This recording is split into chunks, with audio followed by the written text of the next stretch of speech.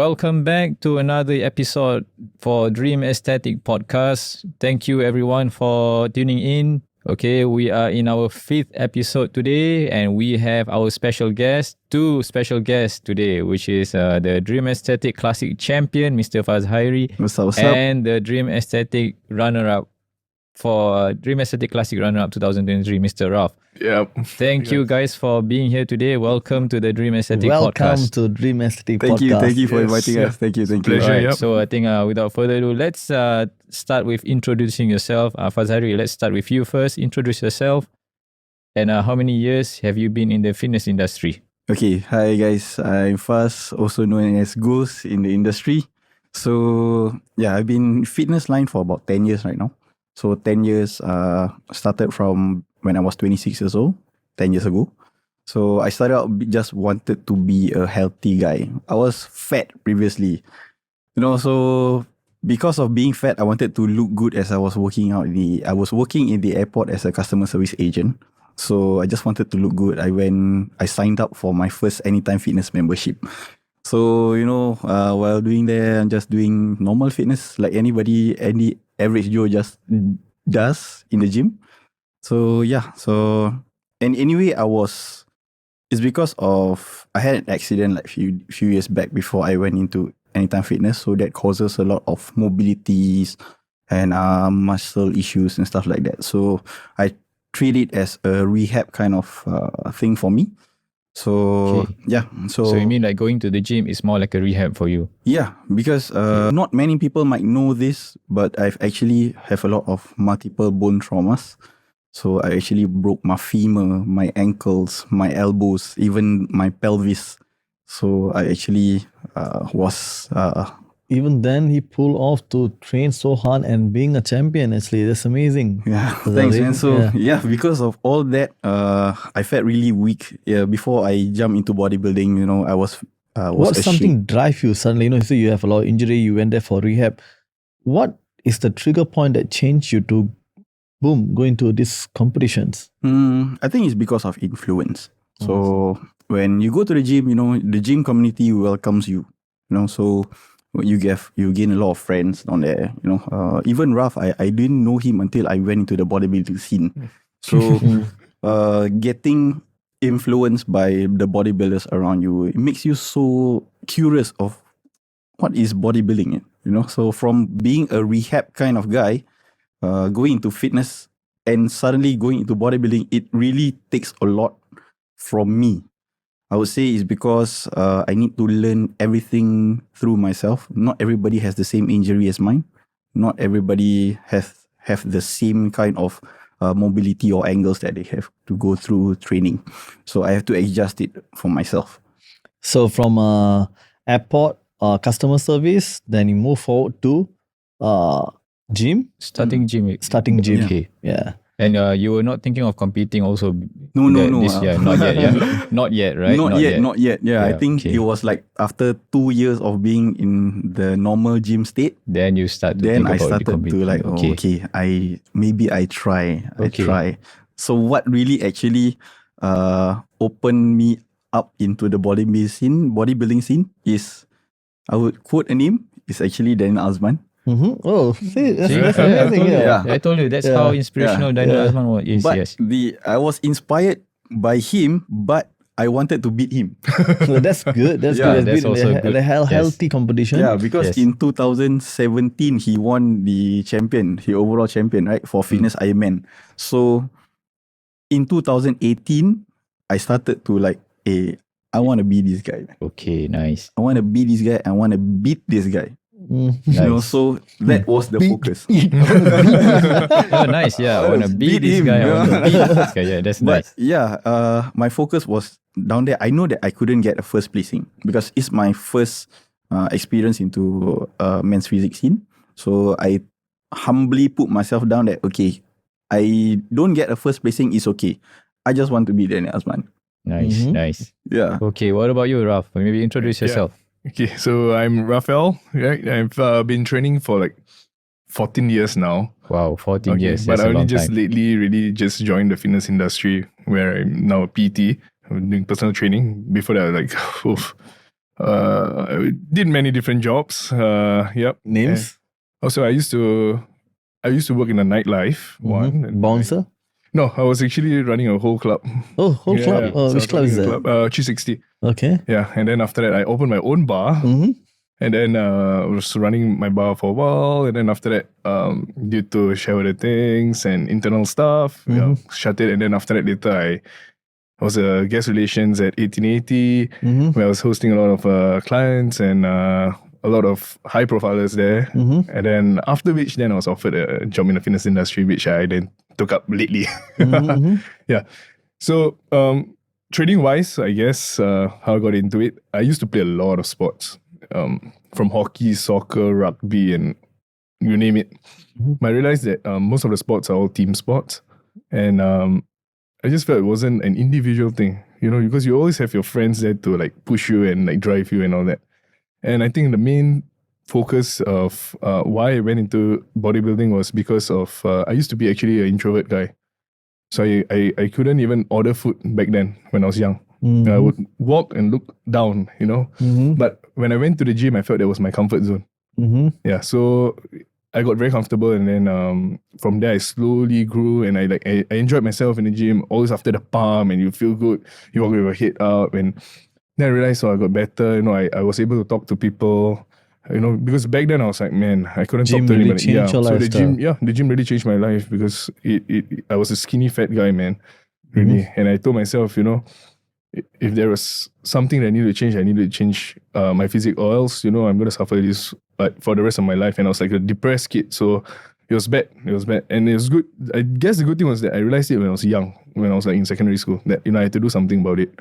And, nothing else actually worked. And I just felt that you need to really just focus on yourself and find something that you like and it allows you to grow. So that's where it all started, but no intentions of like competing or anything. Until I had back then I had one gym buddy who would train with me, but the guy was young and he was super strong, man. He was like, we were like 17, 18, and he was squatting like 4 or 5 plates. Yeah, so he was my main motivation, man. Yeah. And then one day he just asked me like, hey, you know what? Let's go and watch a bodybuilding show.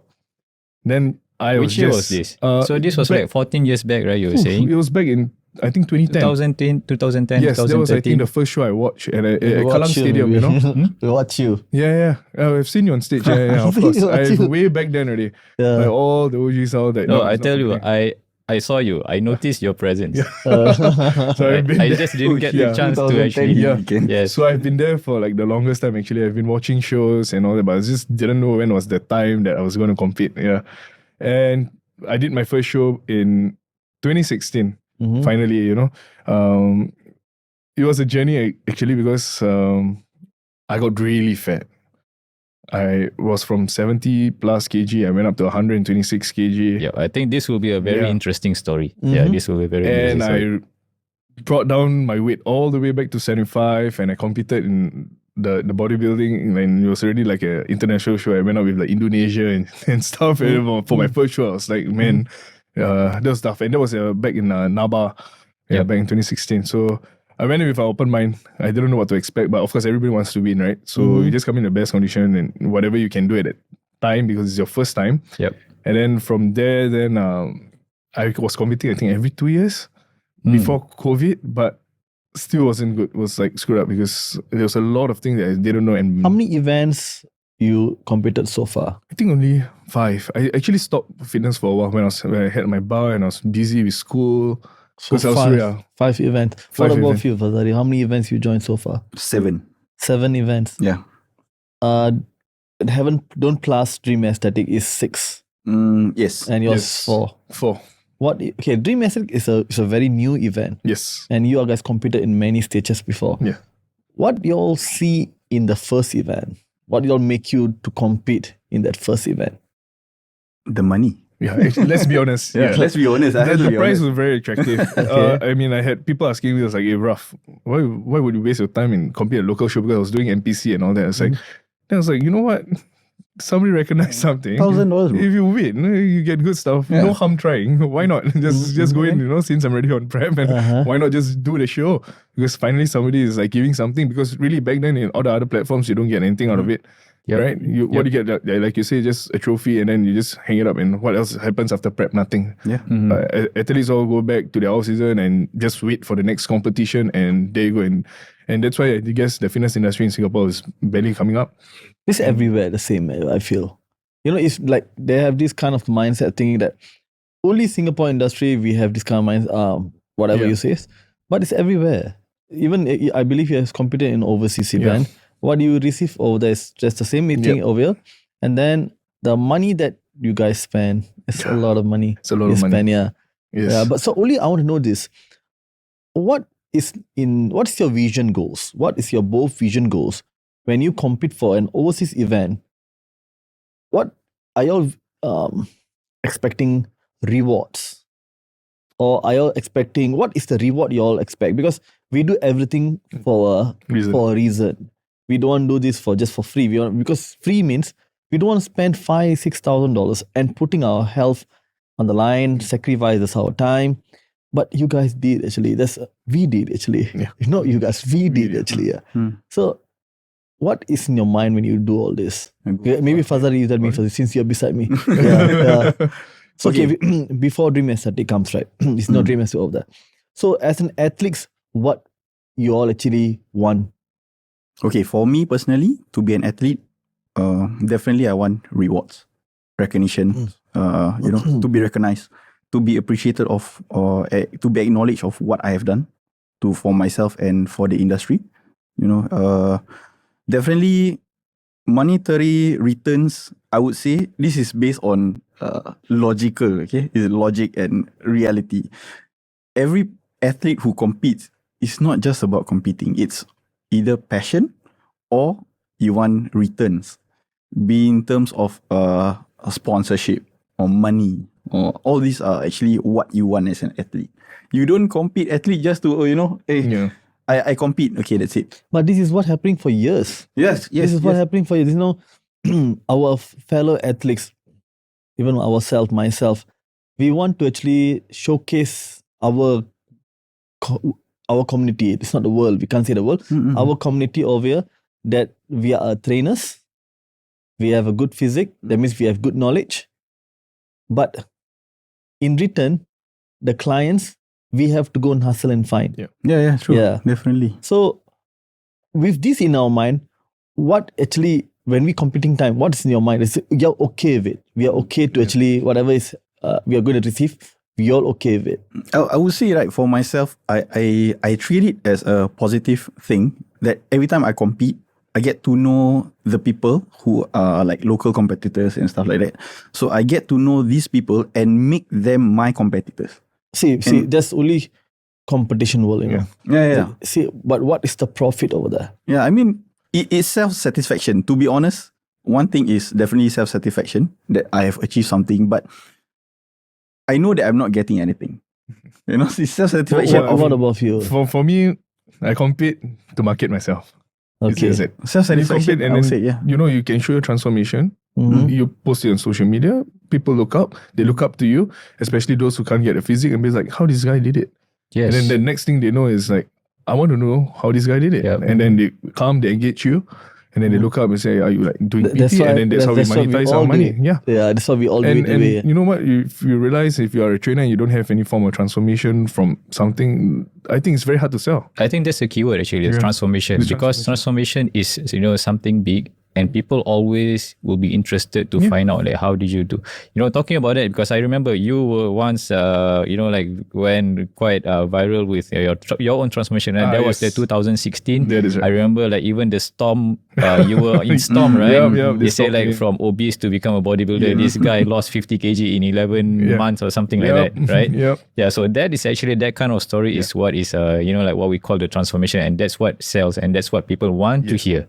That's right. Yeah. Correct, yeah. I think your body is your product, if you want. Yes, it is a product. It's a walking market, I guess. So now now you're going for a competition with zero expectation, and you also at any mind, you want to market yourself. But what kind of sacrifices in these 16 weeks you went through? Fadzhairi? That one thing majorly you keep in this mind that, man, was the hardest prep and I sacrificed this much for prep. And in return, what you get? Okay, maybe I think for Fadzhairi, based on what I know, but I would like you to share more. For you, it's not just 16 weeks, right? For you, it's probably like 16 months. Yeah. Yeah, maybe tell that story about that 16 months, the whole thing. Yeah. Okay, so before Dream Aesthetic Classic in March 2023, I was actually looking forward to Fitness Ironman in 2022. So I've actually prepped myself from August 2022. Yeah, preparing August for 2022. Yeah, That's a long time. Yeah. preparing for Fitness Ironman, which got cancelled twice, and I was so pissed off about that. So based on that cancellation, I actually rushed the prep to actually just find a competition to enter. That's when I entered ABPS. It's the Association Bodybuilding of Sports Singapore, I think. That was in December 2022. If I'm not November. mistaken. It was in November. How was that?